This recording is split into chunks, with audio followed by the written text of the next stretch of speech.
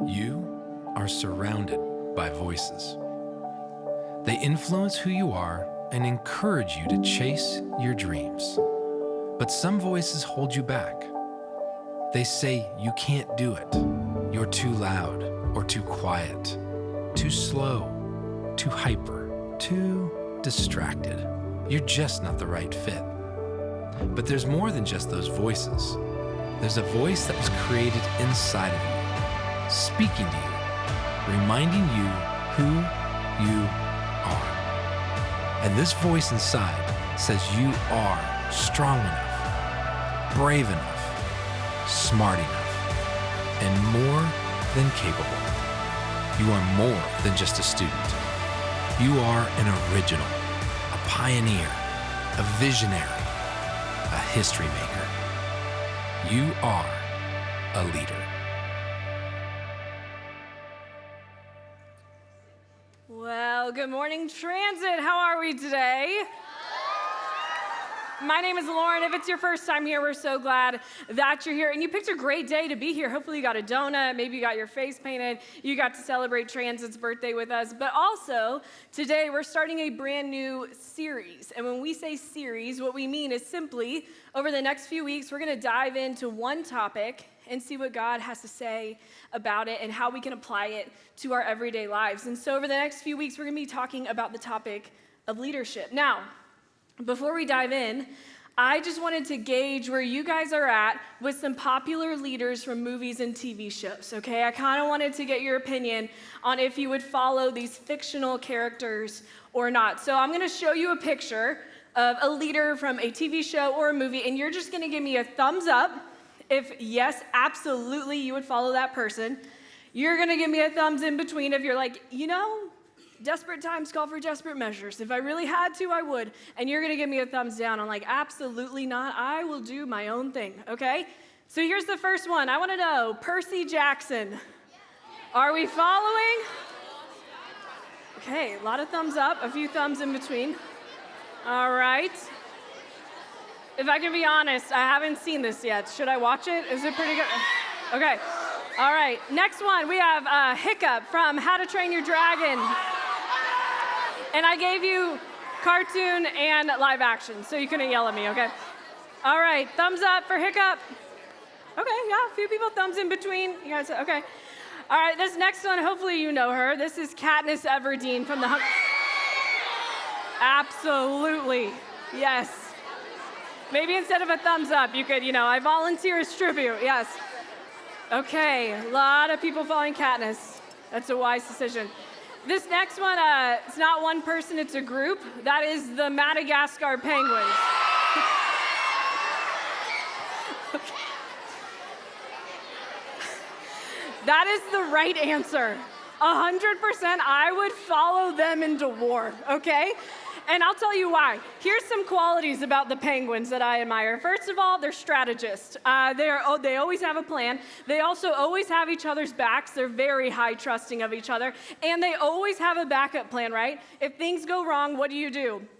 You smile and wave, right? That's what they always say. Smile and wave, boys.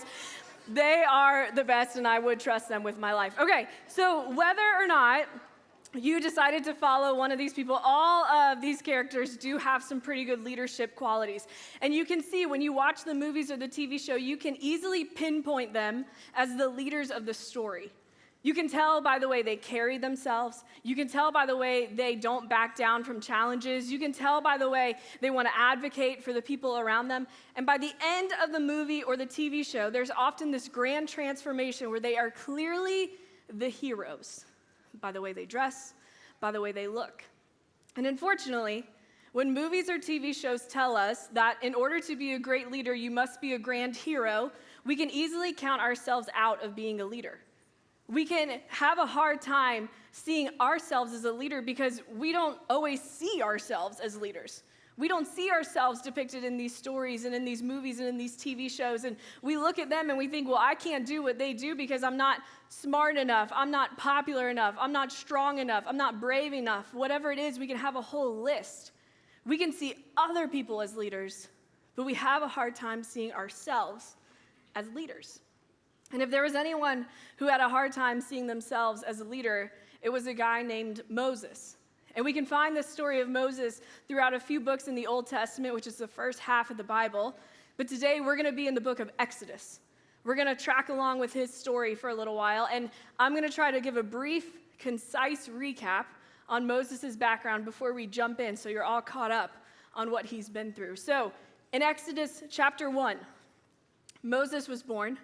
And at the time that he was born, there was a decree that all baby boys had to be killed. And if you want to, I know, the Bible's crazy at times, guys. If you want to know more about that, you can read it in Exodus chapter 1. But his mom, Moses' mom, decided to hide him instead. So for 3 months, Moses' mom hid him. And then when she could not hide him any longer, she decided to place him in a basket, put him in the Nile River, send him down the river, and hope and pray that someone would be able to take care of her son. So that day in the Nile River was the princess of Egypt. So she sees the basket, they bring the basket in, and she raises Moses as her own. So Moses grows up in this palace. He grows up with the Pharaoh and the princess of Egypt. He grows up in power. And I'm sure a lot of people looked at Moses and thought, he is going to be quite the leader one day. Look at all the power he has. Look at the status he has, the family he's in. And then one day, Moses discovered that he was not related biologically to anyone that he lived with. He wasn't an Egyptian. He was actually an Israelite. And the Egyptians thought really, really poorly of the Israelites, so much so that they enslaved thousands of Israelites. And so Moses hears this, that he doesn't actually belong to this family. He's actually an Israelite, and he loses it. So he leaves the palace. He sees an Egyptian guard hurting an Israelite slave, and Moses runs over, attacks the guard, kills him, hides his body in the sand, and runs away. Word gets out of what Moses had done, and Moses, fearing for his life, decides to flee Egypt. So he runs to Midian, which is a territory on the other side of the desert, hopefully far enough where they couldn't find him. Moses gets to Midian, and he ends up becoming a shepherd. He kind of starts his whole life over. He gets married, he has a son, and he takes care of all of these animals. And so one day, Moses is out with his flock of sheep. He takes them to the mountainside, and that is where we're going to jump in Exodus chapter 3. That was only 2 chapters of Exodus, you guys. Exodus chapter 3, verse 2. There, on the mountainside with Moses, there an angel appeared to him in flames of fire from within a bush. Moses saw that though the bush was on fire, it did not burn up. So Moses thought, I will go over and see this strange sight, why the bush does not burn up. Which, to be fair, if I saw a tree on fire, but it wasn't actually burning, I also would walk towards the tree to think, this is interesting, what's this about? So Moses walks over there, and when the Lord saw that he had gone over to look, God called to him from within the bush, Moses, Moses. And Moses said, here I am. So this is how God gets Moses' attention that day. And as far as I can see, the research I've done, this is the only time this has happened. This is the only time God has used a burning bush to communicate with someone. And so Moses walks over, and this is what God says in verse 7. The Lord said, I have indeed seen the misery of my people, the Israelites, in Egypt. I have heard them crying out because of their slave drivers, and I am concerned about their suffering. So I have come down to rescue them from the hand of the Egyptians and to bring them up out of that land into a good and spacious land, a land flowing with milk and honey. So Moses is standing there thinking, well, it's great news. That's really great. Thank you so much for telling me, God, because God is going to deliver his people. He's going to save the Israelites and move them out of Egypt and move them to a better land for them. So Moses thinks, well, great. Thanks for telling me. But God's not done. Verse 10, God says, so now go. I am sending you, Moses, to Pharaoh to bring my people, the Israelites, out of Egypt. Go back to the land that you ran from. Go back to the land that you are a wanted person in. Go back there and explain to the Israelites that you are actually one of them and you're here to save them now. That's a tall order. And you might think, well, because God was telling him, I'm sure Moses just said yes and went. But this is what happens. Moses said to God, "Who am I that I should go to Pharaoh and bring the Israelites out of Egypt?" He immediately counts himself out. He immediately tries to find an alternate plan. And this is where we're stopping today, but you can read on in chapters 3 and 4 because the conversation was not over quickly. Moses and God go back and forth, and Moses says no to God 5 times. Moses did not want to go back to Egypt. He did not want to be this leader. He wanted to find someone else, and he has a whole list of reasons why that he tells God he can't go back because he committed a crime. He can't go back because he'll have to explain to the Israelites that he is one of them, but he didn't do anything to help them when he was in power, but now he's here to save them. In chapter 4, verse 10, we find out that Moses has a speech impediment, so that the idea of public speaking was really scary to him. And Moses truly believed that no one would listen to him and no one would follow him. Yet God sent him anyway. And as you read the story of Moses, you see why. God saw qualities in Moses that Moses could not see in himself, and God uses Moses to free the Israelites. God saw all the ways Moses could lead. And maybe like Moses, you have counted yourself out. Maybe like Moses, you have a whole list of reasons why if you'll never be a leader, all the reasons why you can never stand up for others, all the reasons why no one would ever listen to you.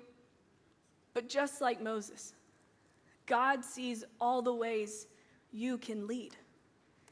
He sees all the gifts you have. He sees the way you can care for others.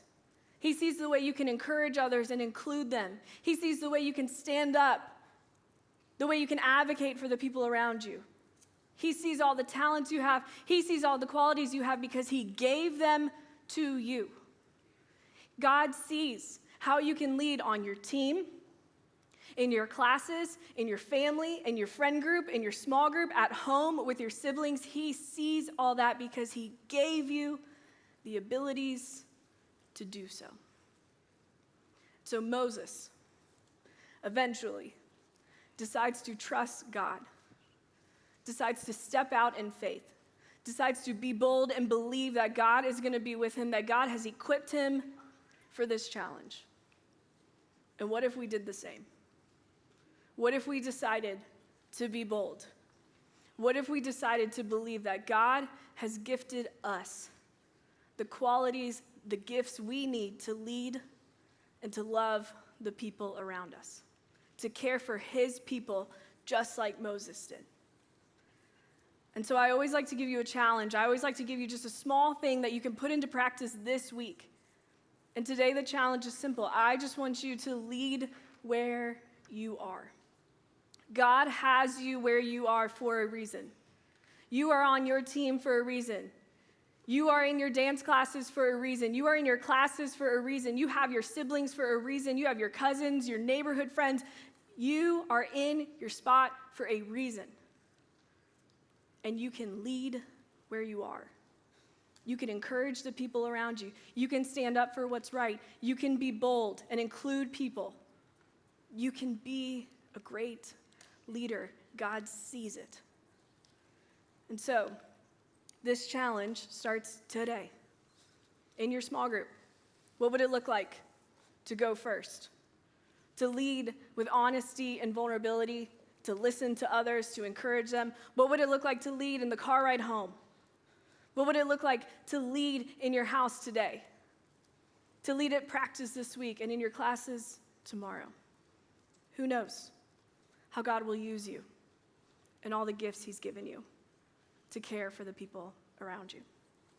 So, you're going to talk more about this in small group, but before you go, I would love to pray for you.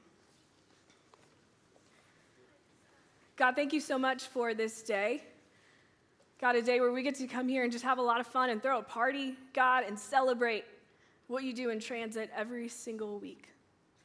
And so, Father, I just pray over everyone in here that as we go out, as we head to small group, as we go home, as we go to school this week, God, there will be opportunities for us to be bold. There will be opportunities for us to trust you, to step out in confidence that you've given us the gifts and the talents and the qualities we need to be great leaders, and I pray that every single one of us take the opportunity to do so. I pray that we are bold and that we lead by example and that we love your sons and your daughters well. And so God, give us the courage, give us the confidence, give us the wisdom to do that. We love you. It's in your name we pray. Amen.